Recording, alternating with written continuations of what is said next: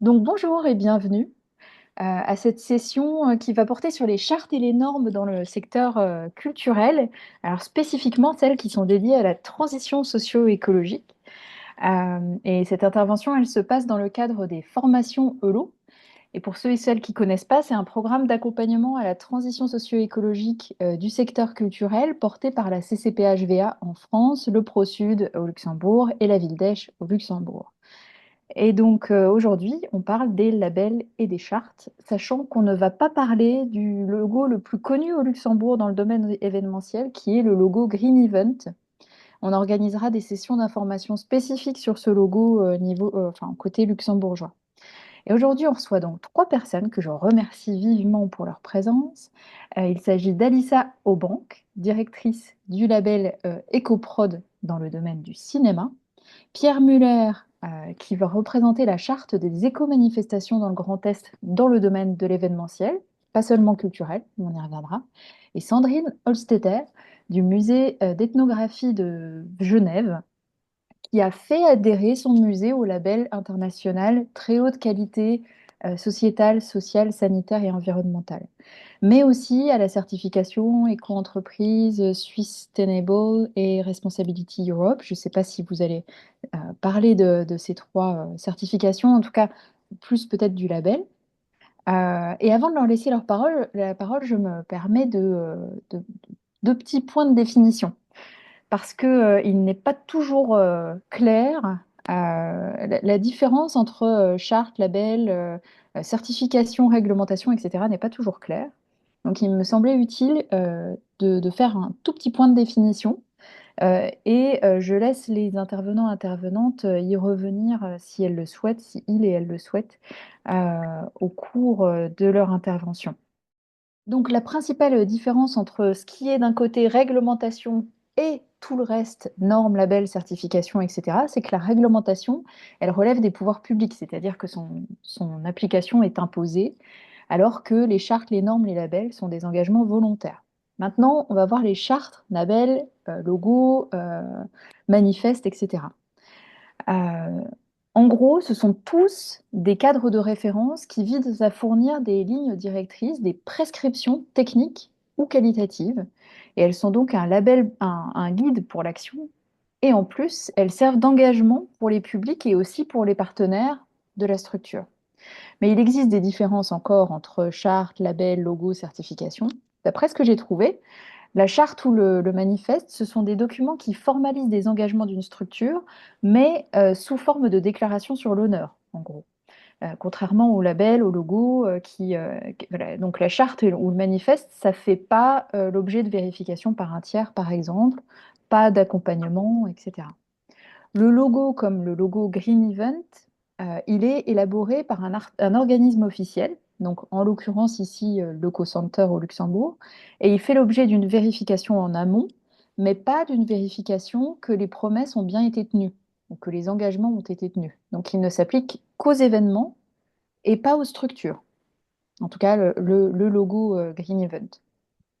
Les labels et les normes sont souvent payants, mais alors on va voir pour vous si c'est le cas, parce qu'ils proposent souvent un accompagnement.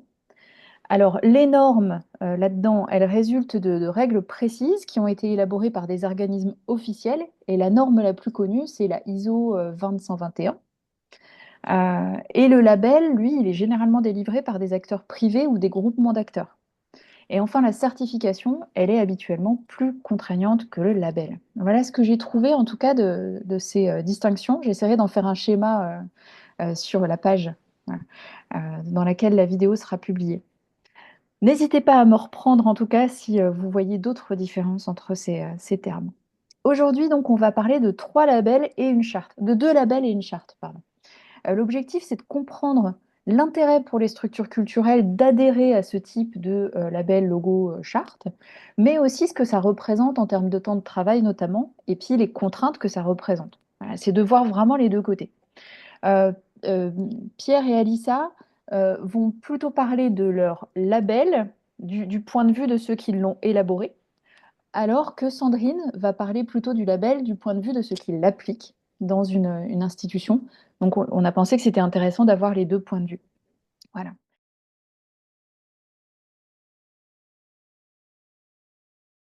Je vais passer la parole à Alissa Aubank, qui est directrice du label EcoProd, qui permet depuis 2009, donc c'est quand même, si je ne me trompe pas, c'est quand même assez, un label assez précurseur, de certifier qu'une œuvre de cinéma, audiovisuel ou publicitaire a été produite de manière éco-responsable. En plus, le label a fait l'objet d'une super recherche qui est disponible en ligne, me semble-t-il. Vous allez sans doute nous en parler. Je vous laisse la parole. Tout à fait, merci.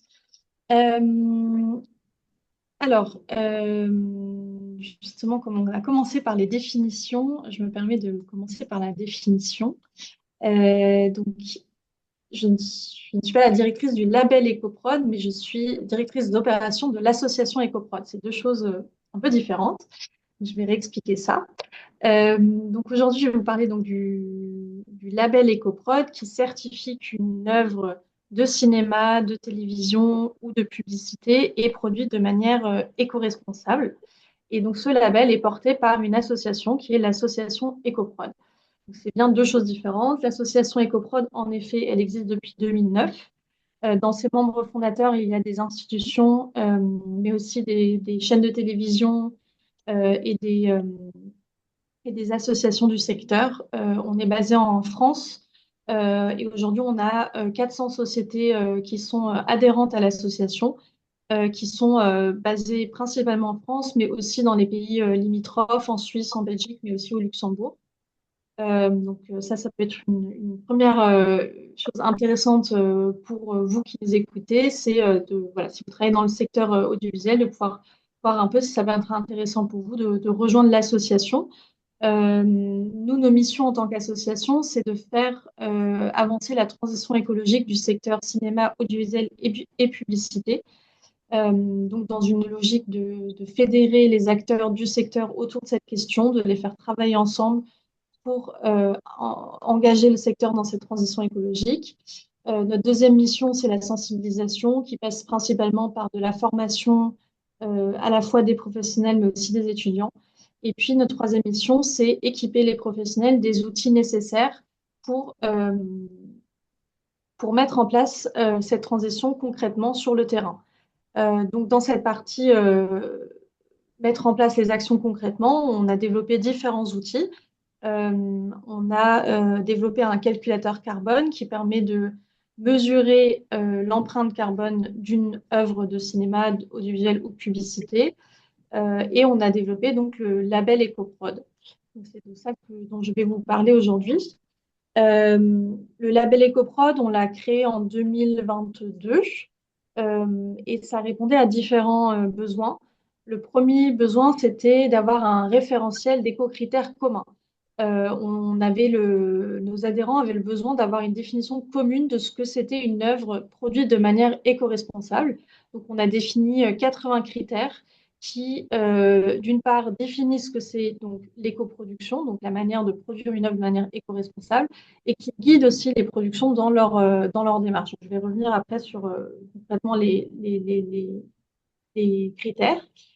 Euh, Ensuite, on avait besoin de pouvoir s'évaluer. Donc, on a créé un score d'éco-production, c'est-à-dire que chaque critère va permettre d'obtenir des points. Donc, par exemple, si vous avez validé le critère j'ai trié mes déchets, vous allez obtenir des points. Vous allez avoir un critère sur le fait de limiter la viande rouge, par exemple, dans la cantine du tournage. Ça va vous permettre d'obtenir des points. Et donc, tous ces points vont vous permettre de calculer le score d'éco-production et donc de savoir vous situer aussi un peu dans votre démarche de transition écologique. Si votre score d'éco-production atteint 65%, on considère que votre production est éligible au label. Et donc là, elle va pouvoir passer dans la partie certification. La certification, elle va être opérée par un organisme tiers indépendant qui est AFNIR Certification, qui va venir vérifier que les actions ont bien été mises en place. Euh, et donc, qui va à la fin pouvoir délivrer le label EcoProd. Donc, il y a vraiment deux parties dans le label EcoProd. Il y a une partie qui est de l'autodéclaration, qui est, en fait, chacun peut utiliser les critères du label EcoProd pour s'auto-évaluer et définir son score d'éco-production. En revanche, si vous voulez dire que votre œuvre est certifiée éco-responsable, il faut faire la demande du label et donc passer par un audit qui est donc effectué par AFNOR Certification. Un peu dans l'historique, donc on a créé le référentiel en 2022. Nous, la manière dont on travaille, c'est qu'on met toujours autour de la table à la fois des experts métiers, donc nos adhérents, donc des personnes qui concrètement font de la production audiovisuelle, et des experts environnementaux pour en tirer les conclusions pour notre secteur qui soient à la fois pertinentes en termes, enfin ambitieuses en termes environnementaux, mais aussi adaptées à la réalité de nos métiers. Euh, on a ensuite une déclaration commune qui a été signée par un grand nombre de structures adhérentes à EcoProd qui se sont engagées à utiliser le label EcoProd dans leur production. Et donc, on a lancé début 2023 une première phase pilote avec une cinquantaine de productions qui ont pu tester le label EcoProd, nous faire des retours et permettre d'améliorer le label avant son lancement officiel. En janvier 2025, on a donc 120 productions qui ont officiellement été reconnues par le label EcoProd. Et on a également profité de ce moment pour faire une mise à jour du référentiel du label EcoProd en prenant tous les retours du terrain pour que le label reste voilà, adapté aux réalités du terrain et tout en gardant son ambition environnementale. Donc le label EcoProd vient certifier une œuvre et non une société. Notre périmètre de labellisation, c'est vraiment le film, la série, la publicité. Ça peut être aussi des émissions de télévision comme des émissions de télé-réalité ou des captations d'événements. Le label fonctionne en France et à l'étranger. Et donc, les conditions pour obtenir le label, c'est donc d'avoir d'une part un score d'éco-production d'au moins 65%, de valider 8 critères obligatoires et de se faire auditer par AFNOR Certification. L'objectif du label, pourquoi est-ce que c'est intéressant d'avoir ce label? D'une part, ça permet en fait de structurer sa démarche d'éco-production. Notre idée, c'était à travers ce référentiel commun, donc qui est partagé par l'ensemble du secteur, c'est de pouvoir fédérer ces équipes et ces parties prenantes autour d'un outil qui est partagé par tous. Et donc, ça peut aussi servir de marqueur d'évolution pour les professionnels d'une production à l'autre. On a des membres aujourd'hui qui utilisent le label d'une production à une autre, par exemple sur des séries, de se dire d'une saison à une autre, on aimerait augmenter notre score d'éco-production. La deuxième raison d'utiliser le label EcoProd, c'est de crédibiliser sa démarche. Ce qu'on constatait avant la création du label, c'est qu'on avait de nombreuses productions qui disaient qu'elles produisaient de manière éco-responsable, mais personne ne pouvait vérifier et valider le fait que c'était vraiment une production éco-responsable. Et donc, le label, en fait, permet de sortir de la déclaration d'intention, de l'auto-évaluation, en ayant vraiment cette certification validée par un tiers indépendant. Et donc, ça permet de communiquer de manière plus crédible auprès de ses partenaires, de son équipe, du grand public sur sa démarche. Et puis, le label EcoProd, c'est aussi une manière d'innover, puisqu'on se rend compte que quand on se met dans une démarche d'éco-production de manière structurée, ça permet également d'inventer des nouveaux processus de production, de se préparer aussi aux évolutions réglementaires qui sont en train de se mettre en place un peu partout, et de pousser l'innovation sectorielle, parce que par exemple, dans notre label, il y a un critère sur le fait de se passer de groupes électrogènes thermiques, donc alimentés au diesel. Et donc, en fait, le corollaire, ça a été que de nombreuses structures aussi se sont vues encouragées dans le développement d'alternatives, donc par exemple de groupes électrogènes sur batterie, euh, pour alimenter les tournages en électricité. Quand on a lancé le label, on a également lancé une étude d'impact en parallèle. Notre objectif, c'était d'identifier les freins et les leviers de l'éco-production, mais aussi d'évaluer l'impact financier, humain et environnemental de l'application du référentiel du label EcoProd sur les tournages.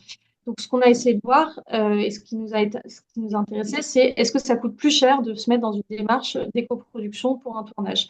Ce qu'on a constaté, c'est que l'éco-production, d'une part, ça pouvait rajouter des frais parce que, par exemple, ça se demande souvent d'engager une personne dédiée à ces questions-là. Donc, il y a le salaire de cette personne qu'il faut prendre en compte. Mais de l'autre côté, ça va permettre aussi de faire de réduire les coûts sur certains postes de dépenses. Par exemple, en ayant une logique d'optimisation des transports, donc par exemple en passant par du covoiturage et du coup en réduisant le nombre de voitures qu'on doit utiliser, le carburant. Ça peut être aussi en passant plutôt par de la seconde main. Ça va aussi permettre de réduire les coûts. Et donc finalement, l'équilibre financier est garanti puisque les surcoûts sont souvent compensés par des économies sur d'autres lignes du budget. Sur l'aspect humain, on a constaté que l'éco-production, c'était vraiment un effort collectif.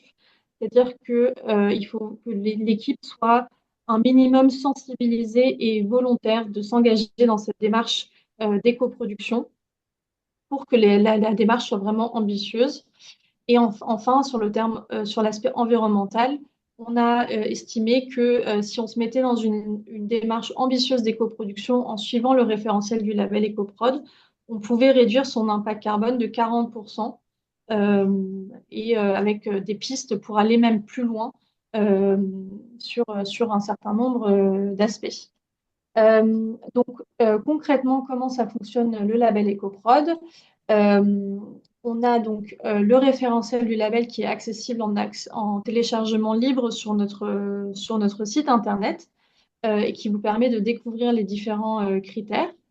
Donc l'idée, c'est qu'au début d'une production, on va regarder les critères, on va les intégrer dans son processus de production. Et puis, on va faire une demande d'audit par AFNOR Certification. Donc, ça passe, il faut contacter AFNOR Certification, leur indiquer les détails du tournage. Et selon la typologie de votre tournage et la durée de votre tournage, soit un auditeur va venir sur place vérifier si les actions sont mises en place, soit ça va être un audit sur documentation. Donc, on lui envoie des justificatifs qui permettent de prouver que les actions sont bien mises en place. Le label a trois niveaux. On a un niveau 1, niveau 2, niveau 3, qui est montré par des petites étoiles dans le logo. Et donc, comme je disais, vous pouvez télécharger le référentiel gratuitement sur notre site internet, mais vous pouvez également le retrouver dans notre outil en ligne qui s'appelle Carbon Clap. Carbon Clap, c'est notre plateforme pour aider les productions à engager des démarches d'éco-production. La plateforme, elle fait deux choses. D'une part, elle fait le bilan carbone. Donc là, vous voyez le logiciel. C'est un logiciel dans lequel on peut créer donc un projet. Ici, j'ai créé un projet qui s'appelle le Carbone Fou, qui est un projet que j'ai déjà rempli pour faciliter la démo. Et donc, dans les onglets données prévisionnelles et données définitives, vous allez avoir toutes les informations relatives au bilan carbone. Donc, le bilan carbone, pour rappel, c'est vraiment identifier tout au long du processus de production les impacts carbone que vont avoir les différentes activités. Donc, par exemple, les transports, mais aussi l'énergie consommée sur les lieux de tournage. Donc, l'outil vous permet de réaliser le bilan carbone de votre tournage et de votre post-production. Et ensuite, vous avez l'onglet Label EcoProd. Et donc là, vous voyez que le label est divisé en différentes sections. On a la section production et engagement qui va être plutôt sur les aspects organisationnels, par exemple le fait d'avoir engagé une personne en charge de l'éco-production. On va avoir la partie sensibilisation et formation, l'aspect éditorial, donc le fait de mentionner les enjeux écologiques le contenu même de votre œuvre. On va avoir des critères sur les bureaux, les lieux de tournage, la déco, l'habillage, les maquillages et la coiffure, les déplacements, la régie, les moyens techniques de production, la post-production et des critères sociaux aussi liés à la qualité de vie au travail, l'inclusion, la parité et la lutte contre les discriminations. Et donc, en tout, on a 80 critères.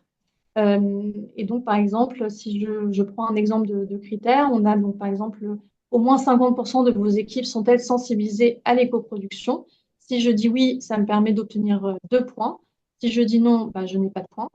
À chaque fois dans le logiciel, vous avez des infobulles qui vous expliquent en fait ce qu'on entend exactement par exemple, sensibiliser à l'éco-production. Qu'est-ce que ça veut dire concrètement? Et on a également la possibilité de rajouter des commentaires et justificatifs qu'on va pouvoir ensuite envoyer à AFNOR Certification pour prouver que les actions sont bien mises en place. Et une fois qu'on a donc rempli toutes ces informations, dans l'onglet bilan projet, on va avoir la possibilité de voir son score au label. Donc ici, j'ai 80%. Et donc, ça me permet de voir que je suis éligible à la certification du label EcoProd. Donc, je vais pouvoir commencer à récolter mes justificatifs pour les envoyer à AFNOR Certification pour l'audit.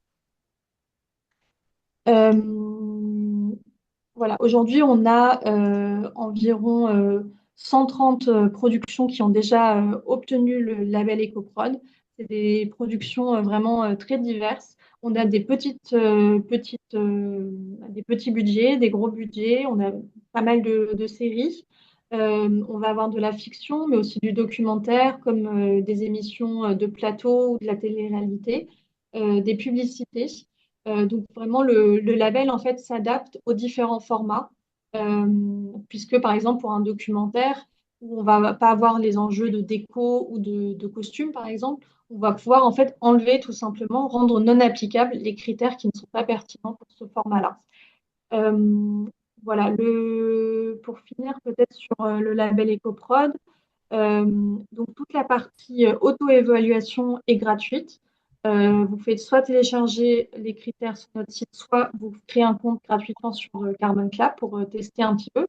Et ensuite, si vous voulez vous faire certifier, donc vraiment passer par l'audit avec AFNOR Certification, il y a un coût associé qui dépend de la taille de votre production, qui permet en fait tout simplement de rémunérer l'auditeur pour son travail de certification.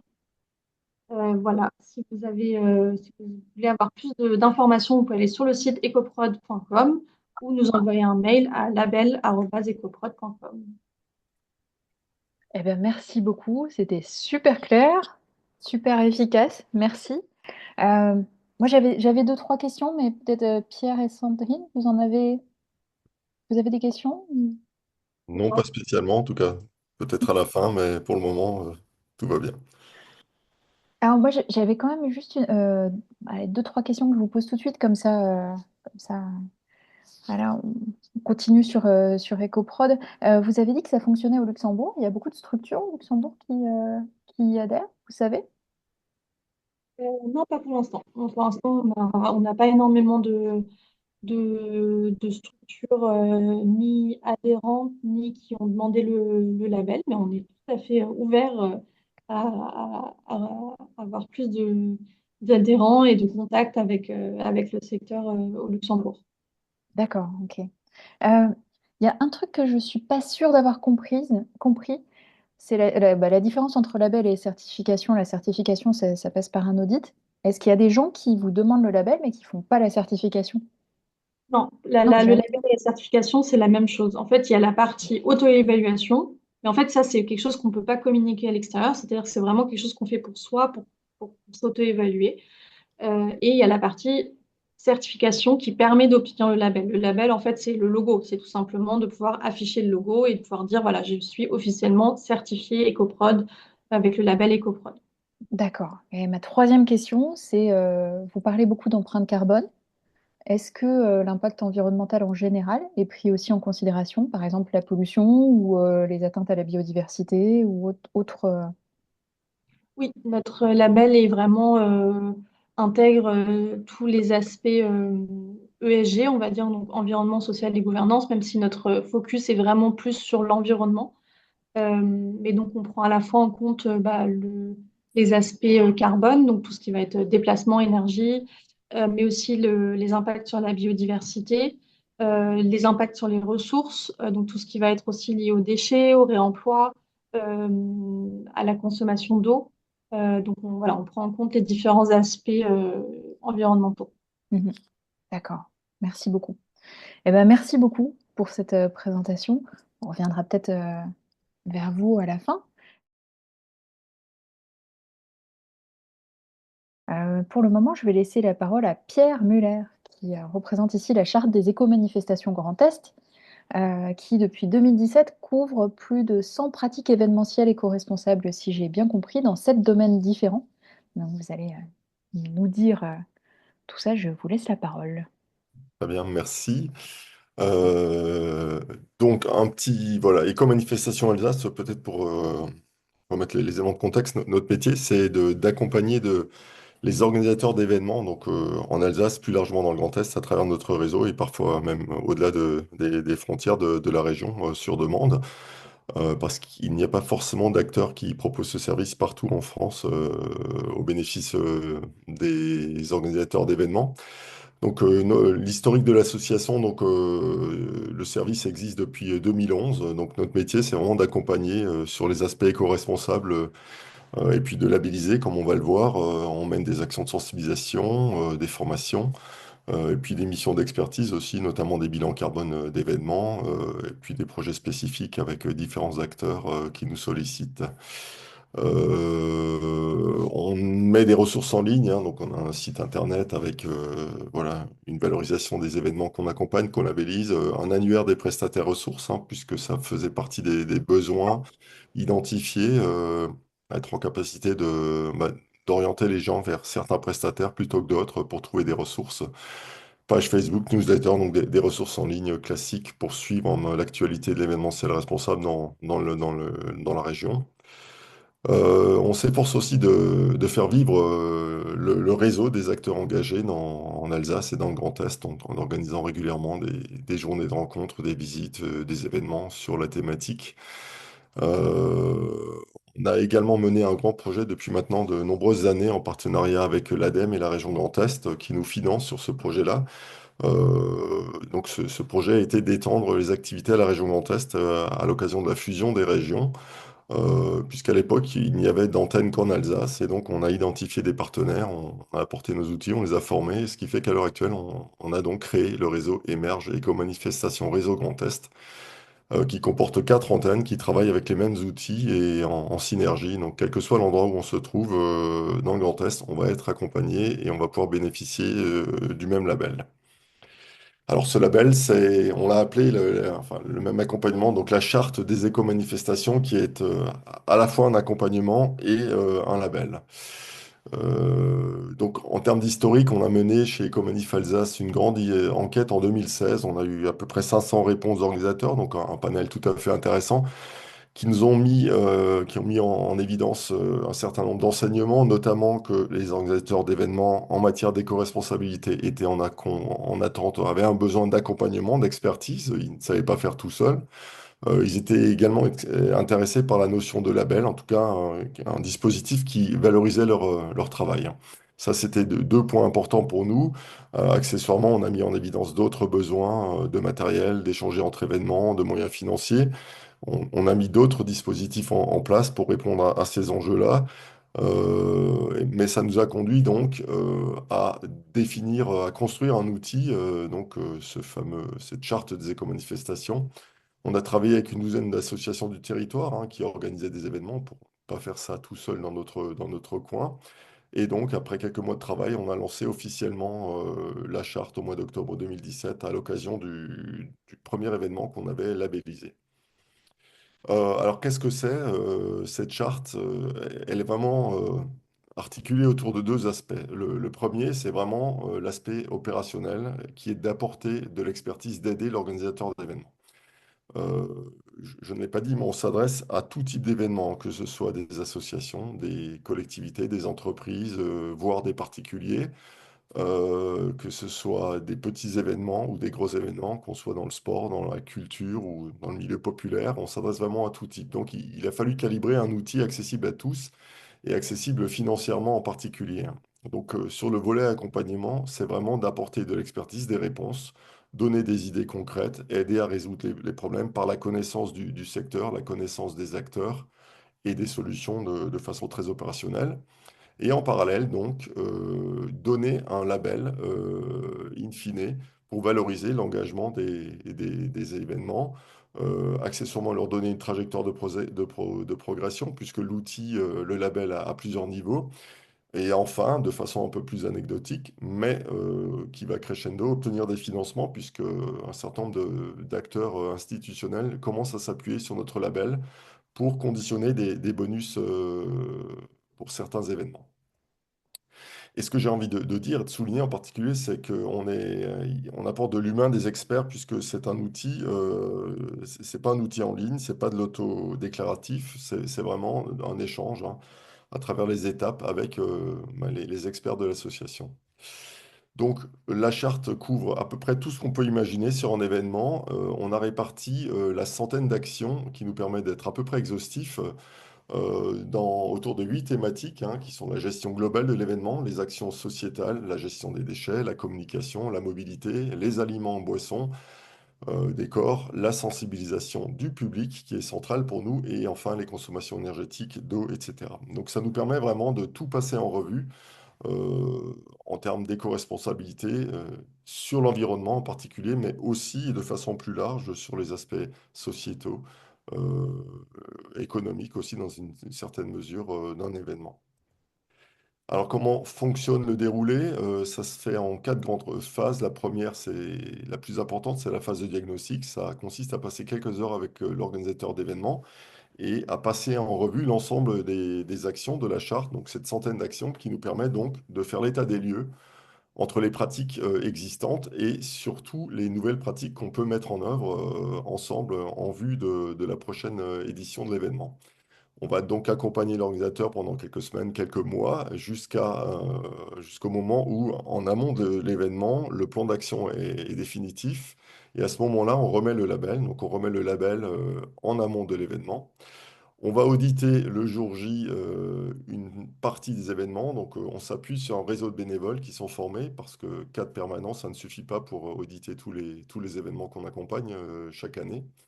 Et on va toujours faire une phase de bilan, évidemment, pour débriefer, lever les difficultés, se mettre en ordre de marche pour la prochaine édition. Et l'idée, c'est vraiment de proposer un accompagnement complet, des réponses, des mises en contact, mettre également à disposition des outils dématérialisés, un petit peu de matériel, des banderoles, des choses très basiques, mais voilà, un peu de matériel aussi. Et l'idée, c'est vraiment d'être accessible à tout type d'événement et d'apporter donc une valeur ajoutée, qu'on soit une petite kermesse d'école ou un festival de musique. Je l'ai dit, donc on valorise l'engagement à travers 3 niveaux, donc 1, 2, 3, voilà, de façon très basique. Le niveau 3, c'est le summum, c'est vraiment un niveau d'exemplarité pour nous en termes de pratique. Et donc à ce jour, on a labellisé plus de 450 événements dans le Grand Est. Alors, il y en a à peu près 400 en Alsace, parce que historiquement, on était là depuis bien plus longtemps, puisque les antennes sont plus récentes. Mais voilà, donc la progression va aller crescendo puisque maintenant on est beaucoup plus nombreux à travailler et on voit qu'on a un petit peu tout type d'organisateurs, hein, que ce soit des collectivités, des entreprises, des associations, etc. Alors un petit mot simplement pour information sur les tarifs, hein. On a axé le tarif de l'accompagnement autour du budget de l'événement et on a fait plusieurs grilles. Alors je n'ai pas mis la grille des entreprises dans ce diaporama, mais l'idée, c'est d'aller chercher un peu plus d'argent auprès des collectivités, des entreprises, ce qui nous permet d'être plus accessible pour les associations qui sont notoirement plus pauvres. Et ce qu'on peut remarquer surtout, c'est que ce sont des accompagnements qui sont extrêmement accessibles, qui sont toujours inférieurs à 1 ou 2% du budget de l'événement. Donc le coût est rarement un frein. Voilà, on peut le dire comme ça. Et nous, ça nous permet tout simplement de valoriser notre travail et de nous rémunérer puisqu'on n'a pas de subvention pour travailler, on vit de notre travail. Alors, un petit retour en 2022, on a fait une grande enquête, donc après plusieurs années de labellisation, avec des réponses extrêmement satisfaisantes. Donc, l'appréciation globale de l'accompagnement, c'était soit très satisfaisant ou satisfait. Les actions étaient unanimement pertinentes. Le label est également extrêmement utile, donc utile ou très utile. Et enfin, le coût paraît tout à fait raisonnable pour l'immense majorité des gens. Donc ça nous a confirmé, conforté dans les choix et dans l'orientation qu'on a donnée à l'outil depuis ses origines. Et ça nous a motivé pour évidemment continuer de le développer dans le même esprit. Je vous donne quelques chiffres simplement. Donc en termes de typologie d'organisateurs, on voit qu'on est bien représenté par les associations, hein, qui organisent des petits et moyens événements, les collectivités qui sont aussi bien représentées et les entreprises qui de plus en plus font appel à nous pour labelliser, pour travailler sur des événements internes, hein, des forums internes et autres événements au sein des entreprises. En termes de domaines, on identifie les domaines culturels, sportifs, professionnels assez facilement. Le domaine populaire et autres, qui est un peu mieux représenté, va regrouper tous les autres événements qui sont un petit peu hybrides, hein, ou qui sont un peu à la frontière entre diverses catégories. Et enfin, en termes de niveau de label, on voit que le niveau 2 est le plus représenté.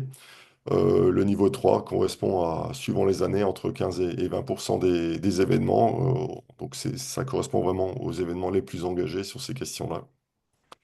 En termes de retour, voilà, quelques petits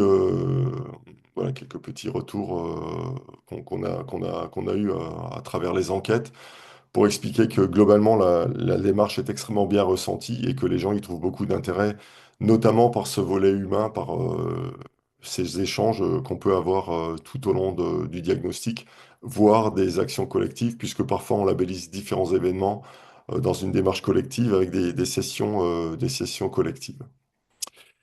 Donc pour conclure, donc, je dirais que cet outil qui maintenant a été développé depuis de nombreuses années, il répond aux besoins tels qu'on les avait identifiés, à savoir proposer un accompagnement adapté en termes de processus, d'outils, d'interlocuteurs, de prix également. Le côté label est très apprécié.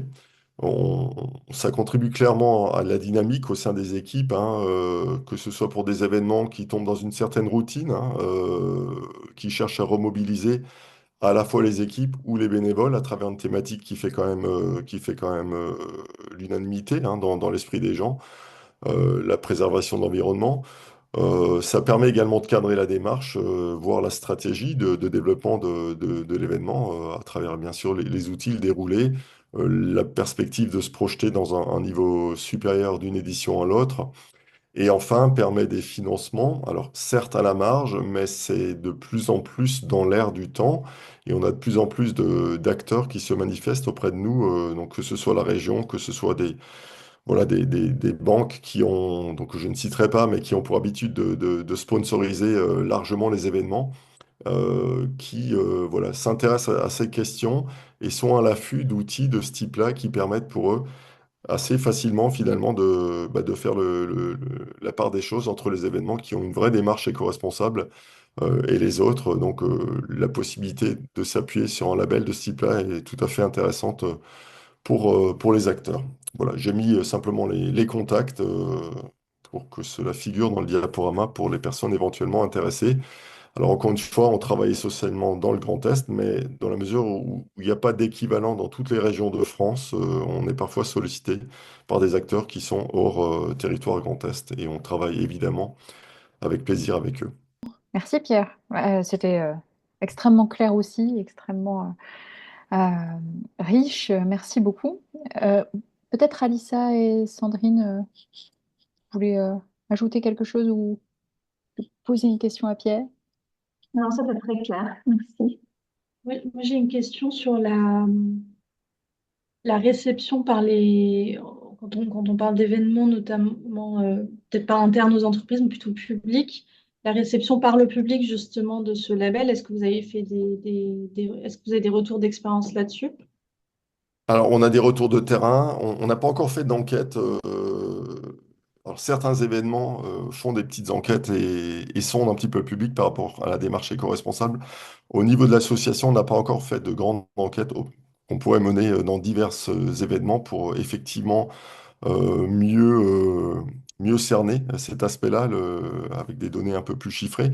On va dire que globalement, les retours sont excellents, évidemment, parce que, comme je le disais, c'est une thématique qui fait quand même l'unanimité.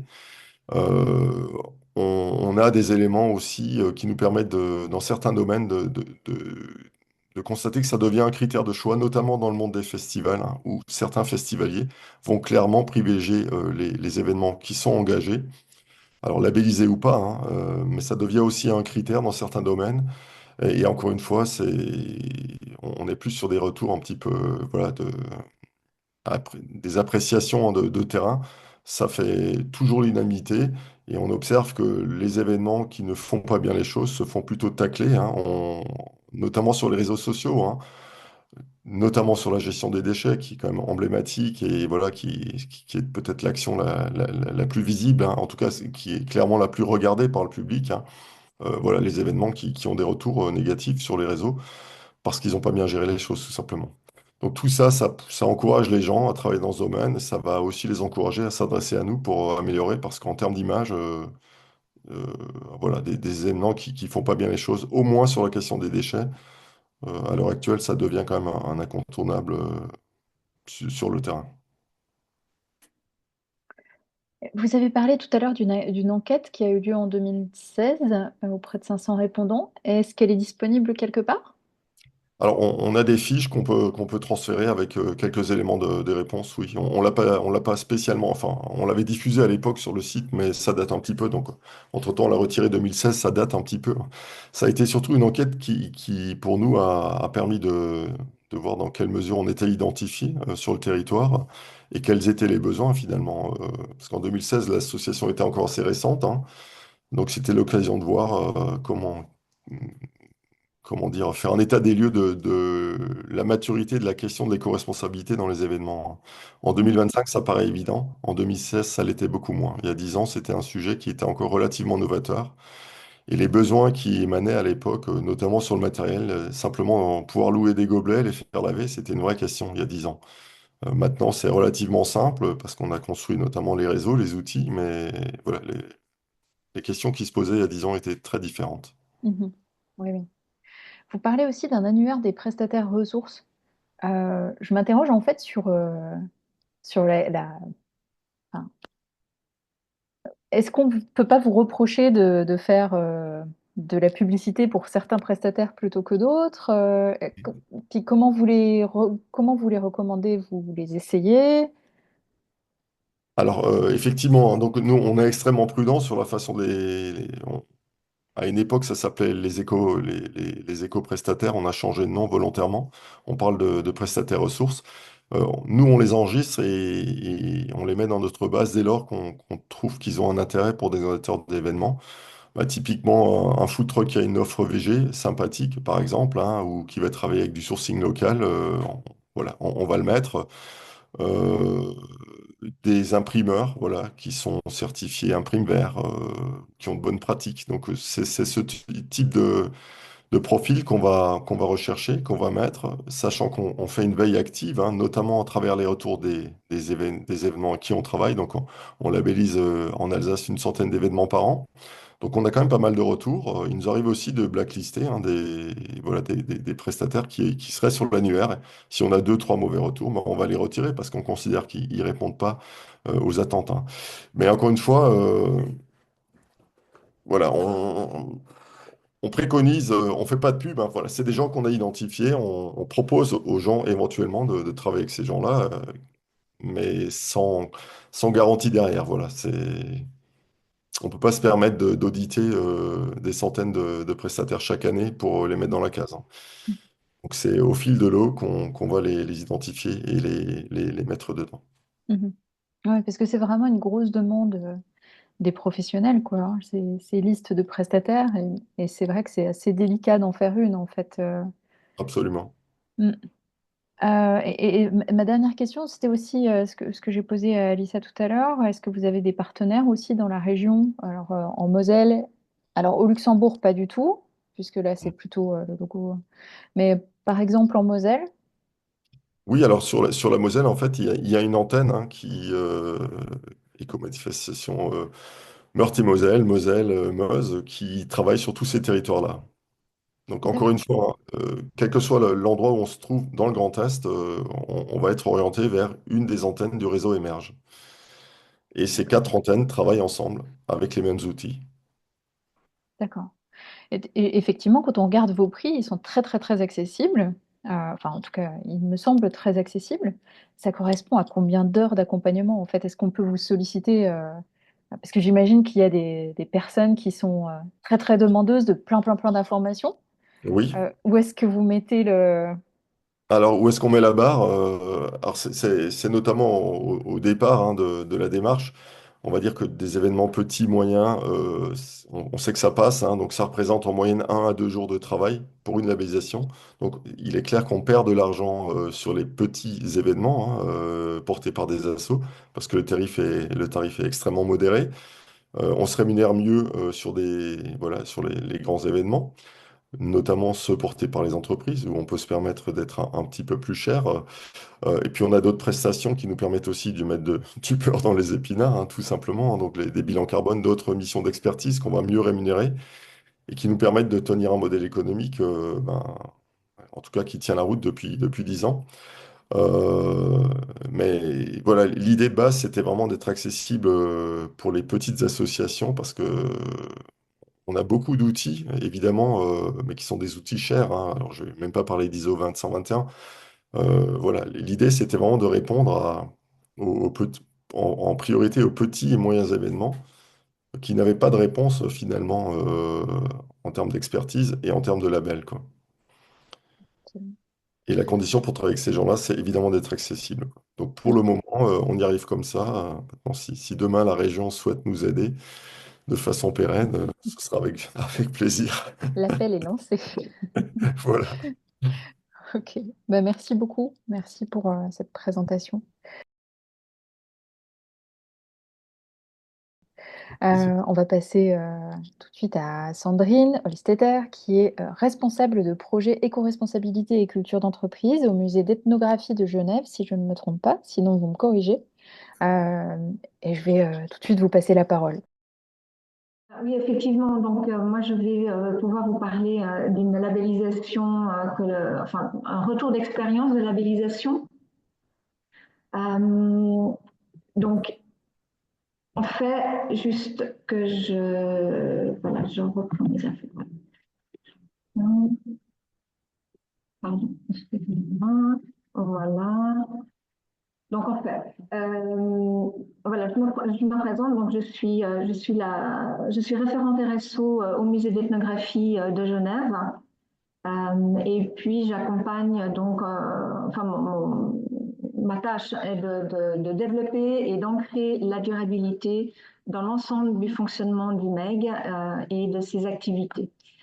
Pour remettre juste dans le contexte au niveau de la labellisation, donc en 2022, enfin fin 2022, donc on a passé l'audit pour être labellisé THQSE au niveau OR, comme l'a dit Céline, sur la base d'un référentiel effectivement qui est générique au niveau de la RSO. Et puis on a été accompagné avec une consultante experte en RSO et en culture qui a amené elle-même un référentiel qu'elle a construit sur la culture, et on a pu ensemble co-construire un sous-secteur musée. Donc voilà, c'était vraiment une labellisation qui est extrêmement spécifique et qui répond autant à la RSO qu'au domaine culture et musée. Ensuite, en début de 2024, nous sommes certifiés éco-entreprise, qui est qui est le seul label RSO reconnu par la Confédération ainsi que dans les marchés publics. On s'est orienté vers éco-entreprise parce que THQSE, malheureusement, s'est recentré entre-temps sur la France. Donc, on est au bénéfice de cette labellisation jusqu'à fin de cette année, fin 2025. Mais du coup, sachant qu'on allait devoir changer de label, on a contacté Éco-entreprise et on s'est fait certifier aussi pour être sûr qu'ils sont au même niveau, à la même équivalence au niveau de la qualité et de l'exigence. Et puis, de ce fait-là, le fait d'avoir ces deux labels nous permet d'avoir également le label Responsibility Europe, qui est la fêtière européenne des labels RSO au niveau des plus exigeants. Et puis, on a aussi, comme le disait Céline, on a pu adhérer au programme, au niveau 3 du programme Sustainable, qui est le programme de durabilité de l'Office du tourisme de la Suisse. Donc, moi, je vais vous parler de trois sujets assez rapidement. Donc, c'est d'abord les bénéfices d'une labellisation, en tout cas tel que nous, on a pu en bénéficier, les points d'attention que l'on a pu identifier aussi par la suite, Et puis, je reviendrai très rapidement sur ce que ça implique pour une institution comme la nôtre, un processus d'audit de labellisation. Donc, les bénéfices, ça nous permet déjà, effectivement, en interne, d'avoir une démarche qui est effectivement évolutive dans le sens, c'est une démarche d'amélioration continue, mais sur du long terme. Ça permet aussi d'avoir une démarche qui est structurée et puis pour nous de s'appuyer aussi sur des référentiels établis, c'est-à-dire justement je les nomme ici 17, les 17 ODD et différentes normes ISO. Voilà, ça nous demanderait énorme. Enfin, on n'est pas des spécialistes évidemment de tout ce qui est normes environnementales et sociales. Et le fait justement de pouvoir bénéficier de cette démarche d'audit et de labellisation nous permet vraiment aussi de nous aligner sur des réglementations en vigueur. Ça renforce effectivement aussi la crédibilité de nos démarches. Ça nous permet vraiment de nous positionner comme un musée durable et responsable. Ça crée de la confiance aussi, donc ça crée de la confiance en réduisant le doute sur le bien fondé effectivement de la démarche et des mesures que l'on a mises en œuvre. Ça certifie aussi les actions pour nous. Ça nous a permis de certifier que toutes les actions qu'on a mises en place vont dans la bonne direction. Parce que c'est vrai que quand on réfléchit à une stratégie, à un plan d'action, on les priorise en fonction de nos connaissances et de nos points de vue. Mais le fait d'être challengé à l'extérieur, ça nous permet vraiment de pouvoir nous rassurer quant à la bonne orientation de la feuille de route ou en tout cas des objectifs que l'on s'est imposés à nous-mêmes. Et puis, ça reconnaît aussi, pour nous, c'était très, très important de pouvoir reconnaître le travail qui a été accompli en interne, déjà toutes les années auparavant, mais aussi lors de cette étape, dans ce plan d'action, parce que nous, on a fait, je l'expliquerai tout à l'heure, on a fait un audit à blanc avant pour avoir un état des lieux, et on a mis en route ensuite un plan d'action. Et ce plan d'action-là, ça a demandé beaucoup de travail aux équipes. C'était quelque chose qui venait en plus de leurs tâches au quotidien. Et puis, c'était vraiment important de pouvoir reconnaître ce travail, cet engagement et de donner du sens. Et puis, voilà, ça permet aussi d'avoir un formidable outil de communication pour nous en interne au niveau de nos équipes. Au niveau aussi au niveau de notre département municipal et puis de pouvoir avoir cet outil aussi de communication pour nos publics, pour nos partenaires, nos fournisseurs, nos parties prenantes. C'était vraiment important. Nous, on a beaucoup tablé sur une communication complètement transparente, c'est-à-dire que tout ce qui est donné, tout ce qui est mise en œuvre d'action, tout ce qui est résultat, on les a communiqués sur la base du retour d'audit et on l'a mis sur notre site internet. Ensuite, les points d'attention. Donc, ici, moi, je ne parlerai pas d'obstacles ou de défis. Enfin, ça peut être des difficultés, mais moi, je préfère les voir comme des points d'attention qui sont vraiment essentiels à avoir en tête quand on s'engage dans une démarche de labellisation. D'ailleurs, cette démarche de labellisation, on va la reconduire cette année parce qu'à la fin 2025, 3 ans se seront écoulés et tous les 3 ans, on est obligé de se faire labelliser, enfin en tout cas de repasser un audit pour continuer à pouvoir garder, si possible, le label. Et nous, cette année, justement, toutes les expériences qu'on a pu obtenir ces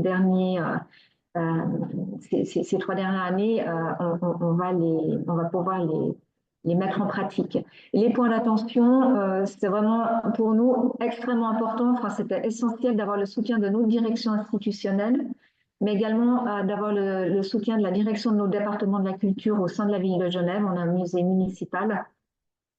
Et le fait d'avoir ce soutien de la direction, mais surtout institutionnel, c'était vraiment absolument indispensable pour pouvoir avoir accès aux ressources financières, aux ressources humaines et avoir de la disposition, enfin, des ressources de temps aussi.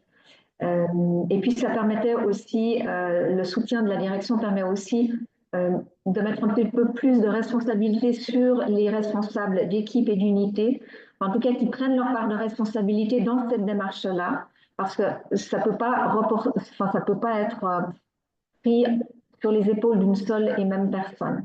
Et cette personne, elle va être centrale pour la logistique, pour l'organisation, pour le suivi, mais au niveau de prendre en charge les actions sur le terrain, ça c'est au niveau de la hiérarchie et des responsables d'équipe. Libérer du temps, pour nous, ça a été essentiel parce qu'on s'est rendu compte que c'était une démarche qui était quand même très chronophage. D'autant plus que nous, on a fait justement un audit à blanc une année avant. Et puis, on avait vraiment souhaité pouvoir bénéficier de cet audit et de cette démarche pour pouvoir monter un plan d'action qui était quand même assez ambitieux, qui était peut-être un peu trop par la suite, on s'est rendu compte.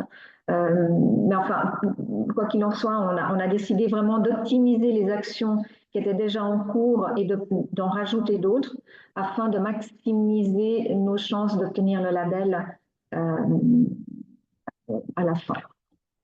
Donc voilà, libérer du temps aussi pour, dans cette année où justement on est en train de travailler sur cet audit, il nous a fallu aussi dégager du temps pour aller chercher les données, autant en interne qu'en externe. On a dû également faire tout un suivi pour le retour de ces données, aller les demander, faire des rappels, mais aussi les suivre et les implémenter dans un tableur. Donc tout ça, ça prend quand même beaucoup de temps. Et plus l'exigence du label est grande, et plus ça demande du temps pour pouvoir répondre à ces exigences.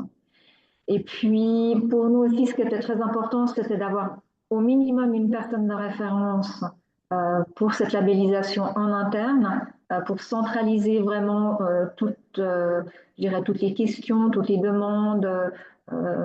Et alors, moi, j'ai pu aussi bénéficier de soutien d'une étudiante pendant quelques mois, ce qui était vraiment très bénéfique pour moi.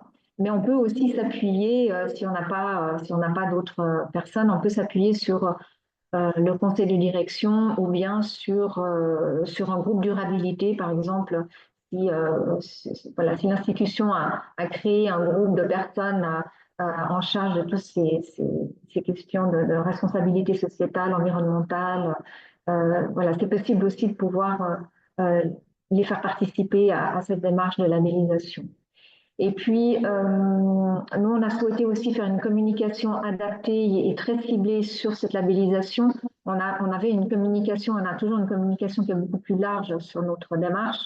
Mais là, en interne, on a vraiment décidé de mettre un focus sur cette communication de labellisation pour tenir vraiment l'ensemble des collaborateurs au courant de l'évolution de la démarche, de l'évolution aussi des actions qui ont été enclenchées, et puis du calendrier, aussi voilà, l'avancement du calendrier et des étapes. Et ça, c'était vraiment important. On a basé aussi cette communication aussi d'une manière très transparente. C'est-à-dire que si tout d'un coup on butait sur une problématique, on l'exposait. Alors toujours d'une manière constructive et toujours en essayant de trouver des solutions vraiment, je dirais, qui permettent qui permet de ne pas décrédibiliser la démarche, mais c'était vraiment important de pouvoir partager autant les points positifs que les points peut-être un petit peu plus contraignants. On s'est rendu compte aussi par la suite, parce qu'on a fait une séance de feedback après la réception du rapport d'audit, on s'est rendu compte qu'en fait, une labellisation dans une institution, en tout cas comme la nôtre, et telle qu'on l'a menée aussi, ça mettait quand même une certaine pression sur les équipes. Voilà, on est tous souvent à flux tendu, d'amener encore cette contrainte de travail supplémentaire en vue d'une labellisation, ça met une pression autant au niveau du temps, mais aussi ça a pu être considéré comme un moyen de contrôle ou de jugement sur les actions que les collègues ont pu mettre en place, alors que en fait c'est complètement l'inverse.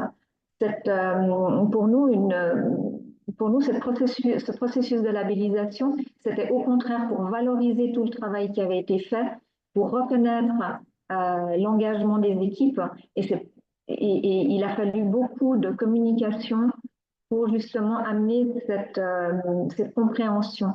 On a dû vraiment aussi beaucoup travailler sur la communication pour leur exposer en fait la plus-value d'une labellisation pour le MEG, et puis les avantages qu'eux-mêmes vont pouvoir bénéficier à l'issue des résultats de l'audit. Et puis évidemment, c'est un certain budget quand même, qui n'est pas à la qui est pas à la portée de n'importe quelle institution. Nous, on a pu la prévoir quand même une année à l'avance. C'est un budget qui prévoyait autant toute la démarche d'accompagnement, parce qu'on se fait accompagner par une consultante experte donc en RSO. Et puis, ça nous a permis aussi, évidemment, de budgéter la labellisation et l'audit externe aussi qui est quand même assez conséquent pour une institution culturelle. Et puis je vais terminer en fait pour expliquer en fait comment nous aussi au MEG on a décidé de diviser les étapes de ce processus de labellisation. Comme je l'ai expliqué, on a prévu un accompagnement externe qui pour nous était vraiment, nous on le conseille parce que on n'a pas d'expertise métier au niveau de ces problématiques socio-environnementales. Donc d'avoir un accompagnement externe, c'est quand même une plus-value. Pour nous, en tout cas, ça nous a été extrêmement précieux. On a établi avec elle un état des lieux aussi, donc ça nous permet d'avoir un document de base, de référence. Ça aussi, c'est important pour pouvoir ensuite mesurer l'amélioration continue tout au long des années. Il nous a fallu aussi définir un plan d'action suite à cet état des lieux, comme je l'ai expliqué, pour vraiment essayer d'optimiser les actions mises en place, mais aussi maximiser les chances d'obtenir le label. On a fait aussi un travail avec l'auditrice, en l'occurrence c'était une auditrice externe, sur l'organisation. Nous, c'était un audit qui s'est allé sur 2 jours. Donc on a eu 1 jour et demi d'entretien avec l'ensemble des équipes et une demi-journée de visite sur site. Tout ça, il faut l'organiser. Il faut l'organiser au niveau des horaires, au niveau des équipes. Il faut faire en sorte que les horaires des uns puissent être compatibles avec celui des autres. Nous, en tant que musée, on a aussi des contraintes d'ouverture avec les publics. Donc voilà, c'est toute une grosse organisation pour avoir un audit qui réponde aussi aux exigences de l'auditeur et aux demandes. Et puis, on a dû aussi identifier l'ensemble des personnes ressources en interne et en externe, c'est-à-dire qu'il y a, en fonction des demandes de l'auditeur et du champ et du périmètre en fait de l'audit, il va falloir, il faut identifier des personnes ressources qui vont pouvoir nous donner exactement les données et les pièces justificatives dont l'auditeur aura besoin. Et puis également travailler avec nos parties externes, nos parties prenantes externes, parce qu'on va devoir aussi les solliciter pour obtenir des données et des justificatifs. Donc ça aussi, c'est un gros travail. C'est un gros travail de suivi, enfin de mettre en route de communication et de suivi. Donc pour la communication, là, comme je l'ai expliqué, donc voilà, on a communiqué vraiment régulièrement sur l'avancée. C'était vraiment important pour nous. Et puis beaucoup de temps de travail aussi, comme je disais, sur sur le retour des pièces justificatives, des données. Surtout la première fois. Là, je pense que dans cette deuxième année, enfin dans cette deuxième labellisation, nos équipes vont être beaucoup plus rodées, si je peux me permettre. Mais la première fois, c'est vraiment tout nouveau. On ne sait pas trop ce qui nous est demandé, on ne sait pas trop jusqu'où on peut aller dans la récolte de données. Et ça, il faut vraiment bien le cadrer. Et puis, alors, pour nous, une chose qui a été vraiment extrêmement importante de l'identifier, c'est l'accompagnement des équipes lors des entretiens pendant ces 2 jours d'audit. Comme je disais, c'est une pression énorme sur les équipes. Elles se sentent vraiment, il y en a pas, certains qui se sentent acculés, il y en a qui se sentent vraiment remis en question dans leur pratique professionnelle, ils se sentent jugés, ils vont être challengés par l'auditeur ou l'auditrice. Et puis c'est vraiment important que la personne qui est responsable justement en interne de ce processus de labellisation, si possible aussi aider avec l'experte, la consultante experte en RSO. Si ces 2 personnes peuvent être là pendant tous les 2 jours, c'est vraiment un plus de pouvoir accompagner les équipes lors de ces entretiens et puis aussi peut-être de compléter leurs réponses sous le stress. Ils peuvent aussi pas donner de réponse forcément très complète ou ils peuvent avoir oublié un point ou il nous semble peut-être important de compléter avec une information supplémentaire. Et vraiment, cet accompagnement des équipes, ça a permis vraiment de rassurer l'ensemble des collaborateurs et puis nous aussi nous assurer que l'ensemble des sujets ont été traités correctement et que les réponses données ont permis vraiment de refléter vraiment les activités du MEG telles qu'on les pratique au quotidien. Voilà. Donc, c'était un peu les retours d'expérience. Voilà, on pourrait encore en parler longuement, mais voilà, c'était un petit peu au niveau du résumé ce que je pouvais apporter.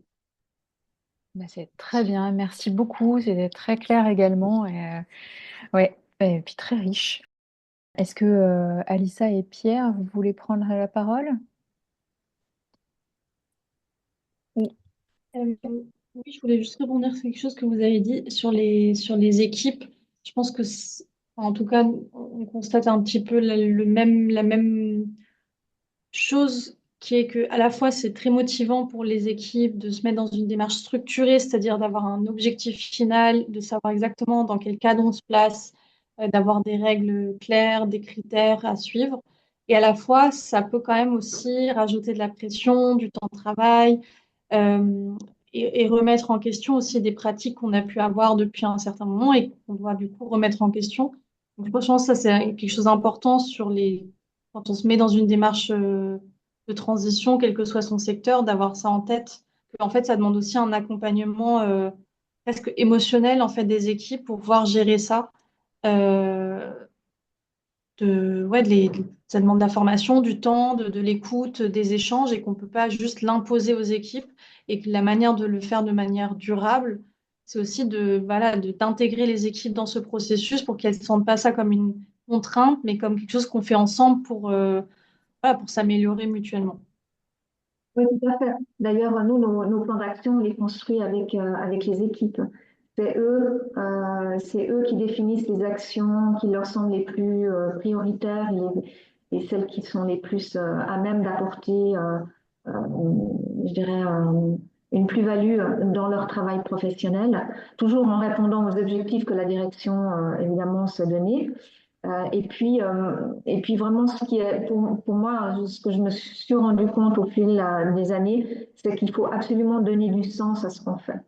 Du moment qu'on donne le sens aux équipes, qu'on leur explique pourquoi, dans quel contexte, pourquoi c'est important pour notre institution et en quoi elles vont pouvoir être bénéficiaires de tout ce travail qu'ils accomplissent au quotidien, et ben, voilà, ça leur parle et puis voilà, ça leur permet d'adhérer encore plus à la démarche. Mais donner du sens, c'est vraiment essentiel. Merci. Est-ce que vous avez eu des retours de vos visiteurs par rapport à cette labellisation? Je vous demande ça aussi parce que vous vous faites relabelliser. Donc, il me semble qu'il y a un enjeu de communication d'abord. Là, en tout cas, c'est ce moment-là de l'histoire, puisque vous avez déjà conscience des progrès à faire ou des chantiers qu'il faudrait mettre en place. Donc, en fait, vous auriez pas, enfin, naïvement, hein, je pose la question comme ça, mais vous n'auriez pas besoin de cette relabellisation. Donc, j'imagine que c'est un outil de communication aussi. Alors oui, c'est un outil de communication, bien sûr, autant en interne qu'en externe, effectivement.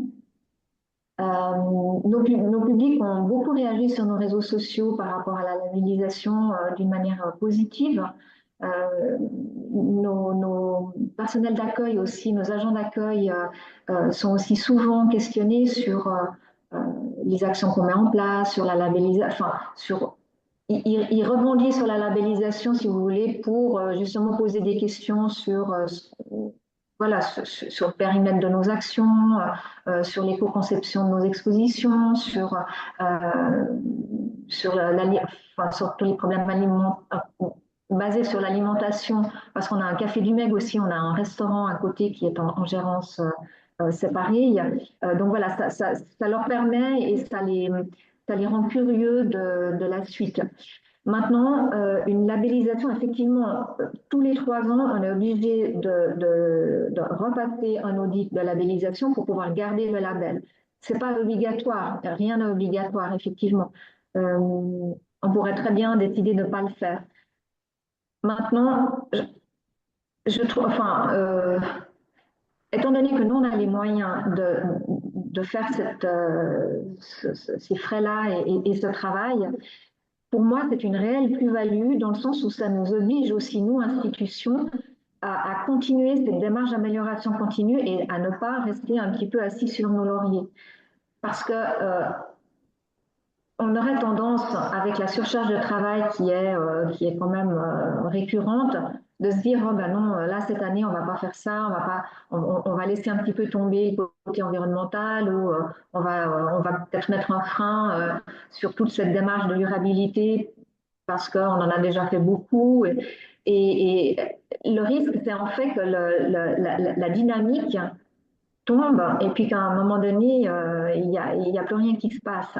Le fait d'être toujours justement tiré en avant par ce souci d'être audité dans 3 ans et du coup, dans 3 ans, il va falloir qu'on justifie les actions qu'on a mises en place ces 3 dernières années avec des données, avec des justificatifs. On va devoir vraiment expliquer. Donc, ça nous oblige aussi à continuer toujours cette réflexion de qu'est-ce qu'on peut faire mieux, qu'est-ce qu'on peut encore, où est-ce qu'on peut encore aller davantage chercher des solutions pour rendre nos activités plus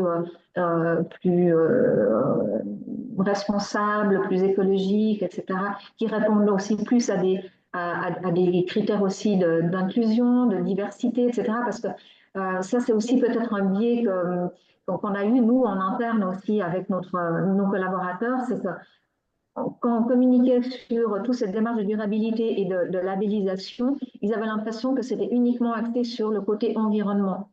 Alors que nous, on axe vraiment la RSO sur sur l'ensemble des piliers. Et c'est pas que l'environnement. Si on fait de l'environnement, ok, c'est très très bien, mais c'est pas de la RSO, c'est pas de la responsabilité sociétale des organisations. Et c'est un champ qui est tellement vaste que si on ne se met pas dans cette démarche, pour nous, de labellisation, eh ben justement, on risque de perdre de vue certains critères, certains piliers, et puis du coup voilà, de baisser peut-être aussi dans cette envie de progresser. Très bien. J'ai encore une petite question qui est double en fait. Euh, Quand je vous écoute justement, puis quand je discute avec des personnes du champ du patrimoine ou des musées, j'ai l'impression que la sensibilisation est plutôt très bonne justement dans le côté social, le côté inclusion, participation des publics, etc. Peut-être un peu plus difficile du côté écologie. Alors, c'est vraiment un sentiment, hein, je vous demande de, est-ce que vous avez pu le constater? Et justement, vous avez donc la deuxième partie de la question, c'était vous avez dit tout à l'heure qu'il y avait des choses qui avaient un peu moins marché. Vous avez même redit à un moment que il y a des actions qui ont été un peu trop ambitieuses. Est-ce que vous avez des exemples de choses qui n'ont pas marché? Et vous disiez aussi que vous avez communiqué dessus. Comment vous avez communiqué dessus? En interne, en externe aussi? Sur ces choses qui n'ont pas marché ou qui sont difficiles? Oui. Alors, par exemple, pour nous, les formations, en fait, on a été extrêmement ambitieux dans les formations. Et puis, au départ, les quelques formations qu'on avait prévues, c'était des formations en fait que la direction et moi, on avait identifiées et puis qu'on a, c'est pas voulu imposer, mais on a voulu proposer aux équipes des actions, enfin des formations qui étaient vraiment, que nous on jugeait nécessaires. Et puis au final, c'était des actions, enfin c'était des formations qui n'ont pas été réfléchies avec les personnes qui sont sur le terrain. Et puis du coup, ça répondait pas forcément à leurs attentes, ça répondait pas forcément à leurs besoins. En tout cas, au moment où on a souhaité les mettre en place. Voilà, donc ça, c'était au niveau des formations. Il faut prendre le temps de la réflexion et puis il faut vraiment discuter avec les personnes pour savoir ce dont elles ont besoin. Ça, c'est vraiment une des premières choses. Qu'est-ce qu'il y a ensuite au niveau de la réduction aussi énergétique, euh, au niveau de la consommation en fait, la réduction de la consommation énergétique, là, on pensait qu'on avait plusieurs leviers à disposition. Et puis, comme on est un musée municipal et qu'on dépend de la ville de Genève, ben, en fait, on s'est heurté quand même à d'autres services qui n'ont pas forcément les mêmes, qui travaillent pas sur le même tempo que nous, n'ont pas forcément les mêmes objectifs ou les mêmes priorités. Et puis, ben, du coup, voilà, on n'a pas pu aller jusqu'au bout des actions qu'on aurait voulu mettre en place. Voilà, c'est aussi, ça arrive malheureusement fréquemment. Après, les limites, elles sont budgétaires aussi, hein. Je veux dire, des fois, voilà, on doit réduire nos ambitions en fonction de nos ressources financières, de nos ressources humaines aussi, parce que là aussi, ça c'était aussi peut-être, ça vraiment, c'est de c'est ma responsabilité, je dirais, mais le plan d'action au départ qu'on a démarré en 2021, ce processus de durabilité et de labellisation, ben, comme je disais, ouais, exactement, c'est un exemple très, très précis. Pendant l'année 2022, quand on s'est fait vraiment labelliser à la fin de l'année 2022, on a mis en place un plan d'action et ce plan d'action il était beaucoup, beaucoup trop exigeant, beaucoup trop ambitieux. On avait 22 actions à mettre en place sur une année, alors que nos équipes, elles étaient déjà engagées dans d'autres projets. Alors on y est arrivé, mais avec un ressenti quand même justement de pression supplémentaire qui était quand même assez conséquente. Et voilà, ça c'est quelque chose qu'il faut vraiment faire très attention. Autant faire moins, mais faire mieux, plutôt que vouloir faire beaucoup. Et puis au final, des fois, on a de la peine à ancrer ensuite, parce que c'est bien joli de réaliser une action, mais ensuite, si elle n'est pas ancrée dans le fonctionnement quotidien ou si elle n'est pas ancrée dans les pratiques professionnelles, bah, elle va retomber. Ça va être juste une fois et puis après, c'est fini. Donc, autant faire moins, mais prendre le temps vraiment de les ancrer vraiment dans les pratiques professionnelles. Mhm. Et puis, je D'accord. sais pas, j'ai pas répondu peut-être à votre première question qui était... La première, en fait, est-ce que vous avez communiqué sur ces choses qui étaient trop Alors, on a communiqué en interne. en interne? On a beaucoup communiqué en interne. On a été extrêmement transparent et on l'est toujours. Euh, on est vraiment on est vraiment dans une dynamique de co-construction avec l'ensemble des équipes, de transparence. Euh, donc oui, on a beaucoup communiqué. Et puis ensuite, en externe, notre communication principale, elle est sur notre site internet, donc sur notre page de la durabilité, euh, où là, on explique toute la méthodologie, les actions qu'on a mis, justement toutes les données, notre bilan carbone, etc. D'accord. Je vous remercie beaucoup. Et Oui. j'ai une question finale peut-être pour vous trois. Effectivement, vous avez parlé de la formation des professionnels. Euh, dans vos trois labels, est-ce que la formation des pros, c'est un critère, un de vos critères en fait? Et comment vous l'évaluez? Je sais pas si je suis claire. Ça Si, va? si. Bah, Nous, c'est pas un Pierre. critère. Non, ce n'est pas un critère. Vous l'avez compris, on s'adresse plutôt à des petits et moyens événements. Et pour le moment, cette question-là n'est pas encore abordée directement à travers une action. Mhm, mhm. Oui, c'est peut-être plus difficile pour des associations, on ne peut pas imposer. Mhm. Alissa, dans votre éco-prod? C'est un critère très important. Euh, on a différents critères. On a une partie sur la sensibilisation, donc plutôt une sorte d'introduction aux enjeux écologiques et sociaux. Et après, vraiment des critères sur la formation des différents corps de métier. Parce que notre label, il vient certifier une œuvre et donc, par essence, c'est quelque chose de court terme. Et l'objectif, évidemment, derrière, c'est pas juste de pouvoir labelliser une œuvre après l'autre, mais de faire une transformation générale du secteur. Et donc, pour nous, ça passe vraiment par la formation. Et la formation, elle passe à la fois former des experts, donc ce que nous, on appelle des coordinateurs d'éco-production, mais dans une société, ça va être des responsables RSE ou RSO. Mais aussi faire monter en compétence tous les métiers en fait du tournage ou de la post-production sur ces questions-là parce que la transition elle se fera via chacun de nous et donc c'est pour ça que nous on met vraiment l'accent sur la formation pour ce changement un peu long terme et structurel en fait. Mais comment vous faites pour vérifier que ces formations ont bien été données, reçues? On demande des certificats Ah de oui, formation. d'accord. Donc de certificats d'institutions officielles, Oui. d'organismes de Alors formation. c'est vrai que nous en France en tant qu'EcoProd on propose énormément de formations. Mm. À la fois des formations certifiantes, donc plutôt pour former des experts sur ces questions-là, donc des coordinateurs d'éco-production ou des formations plutôt par métier.